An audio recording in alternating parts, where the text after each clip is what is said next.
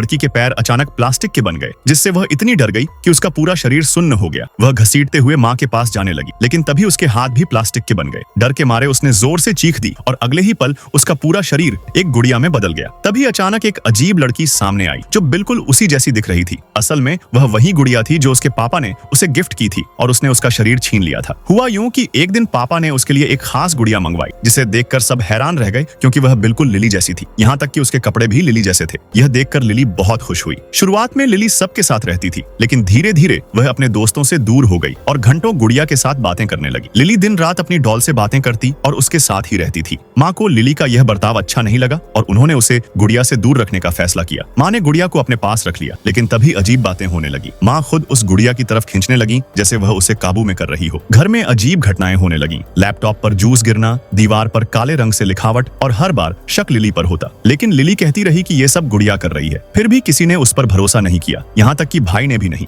भाई को शक हुआ तो उसने कमरे में कैमरा लगाया। रात में कैमरे में गुड़िया चलते हुए रिकॉर्ड हो गई, लेकिन सुबह मेमोरी कार्ड गायब था। इस बीच लिली की तबीयत बिगड़ने लगी। चेहरा पीला पड़ गया, शरीर कमजोर हो गया, जैसे उसकी जान निकल रही हो। डॉक्टर भी समझ नहीं पा रहे थे कि क्या हो रहा है। भाई ने गुड़िया को खोला तो अंदर एक नोट मिला जिसमें लिखा था, डिस्ट्रॉय दिस डॉल। वह कंपनी के वर्कशॉप गया, जहाँ बनाने वाले ने बताया कि ये गुड़िया बुरी है, लालची है और इंसान बनना चाहती है। हमने इसे खत्म करने की कोशिश की थी, लेकिन किसी ने इसे फिर बेच दिया। भाई घर लौटा तो देर हो चुकी थी। गुड़िया ने लिली की जगह ले ली थी। असली लिली अब सख्त प्लास्टिक में बदल चुकी थी और गुड़िया इंसान का रूप लेकर सबको धोखा दे रही थी। सुबह जब लिली और भाई स्कूल के लिए निकले तो लिली आगे आगे थी, लेकिन भाई की नजर कचरे के डब्बे पर पड़ी जहाँ लिली की गुड़िया पड़ी थी। तभी उसका दोस्त बोला कि इस गुड़िया की गर्दन पर एक काला तिल है जो लिली की गर्दन पर भी है। भाई को उस गुड़िया से वही खुशबू आई जो उसकी बहन से आती थी। अब भाई को सब समझ आ गया। वह और उसका दोस्त उस नकली लिली को रोकने की कोशिश करते हैं, लेकिन वह भाग जाती है। भाई उस गुड़िया को माँ को देता है और माँ के प्यार से वह फिर से असली लिली बन जाती है। उधर बुरी गुड़िया भागते भागते फिर से गुड़िया बन जाती है और रास्ते पर गिर जाता है और ट्रक के नीचे आकर कुचल जाती है।